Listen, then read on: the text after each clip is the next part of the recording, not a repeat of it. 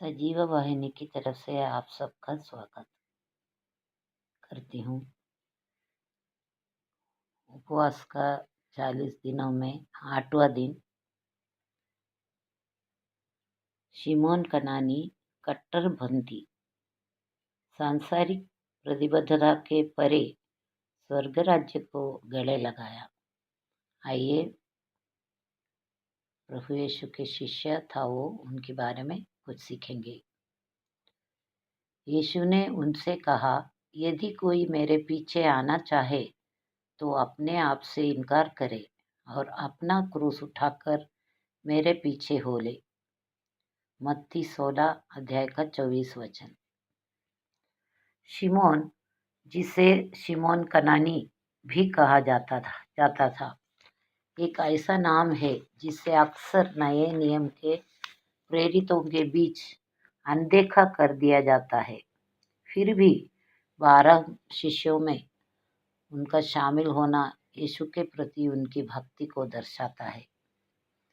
यह अनुमान लगाया गया है कि शिमोन कनानी आंदोलन का हिस्सा हो सकता है, जो भावुक यहूदी राष्ट्रवादियों का एक समूह है जो रोमन शासन के खिलाफ अपने मजबूत प्रतिरोध के लिए जाना जाता है। यदि यह सच है तो यीशु के साथ शिमोन की यात्रा के लिए उनके विश्वासों और मूल्यों में नाटकीय परिवर्तन की आवश्यकता होगी।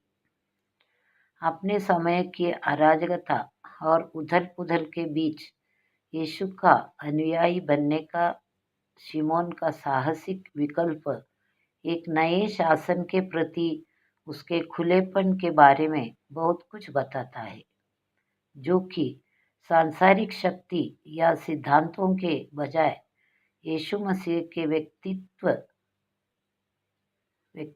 के इर्द-गिर्द घूमता है।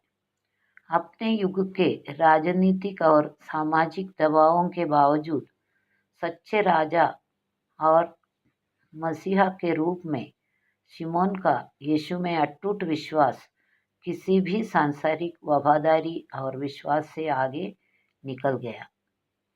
हालांकि कुछ अन्य प्रेरितों की तुलना में शिमोन की सुसमाचार वृत्तांतों में प्रमुख उपस्थिति नहीं हो सकती है, लेकिन यीशु के प्रति उनकी अटूट प्रतिबद्धता और अच्छी खबर फैलाने में उनकी भूमिका निर्विवाद रूप से महत्वपूर्ण है। अन्य प्रेरितों के साथ शिमोन ने यीशु के चमत्कारों को देखा, उनकी शिक्षाओं को आत्मसात किया और व्यक्तिगत रूप से उनके असीम प्रेम का अनुभव किया। मिस्र में सुसमाचार के लिए एक मिशन यात्रा के दौरान, बाद में 65 ईस्वी के दौरान लेबनान में उन्हें आरी से आधा काटकर शहीद कर दिया गया। शिमोन की यात्रा हमें अपनी निष्ठाओं और मूल्यों पर विचार करने के लिए प्रेरित करती है। क्या हम पूरे दिल से यीशु का अनुसरण करने के लिए अपनी पूर्व निर्धारित मान्यताओं और सांसारिक गतिविधियों को त्याग देंगे? क्या हम उनके राज्य और उनके सिद्धांतों को पूरी तरह से अपनाने के लिए तैयार हैं, भले ही इसके लिए हमें लोकप्रिय धारा के खिलाफ जाना पड़े? शिमोन का जीवन हमें याद दिलाता है कि यीशु का सच्चा अनुयायी होने के लिए मौलिक आज्ञाकारिता और अपने स्वयं के अजेंडे को उनके समक्ष प्रस्तुत करने की तत्परता की आवश्यकता होती है।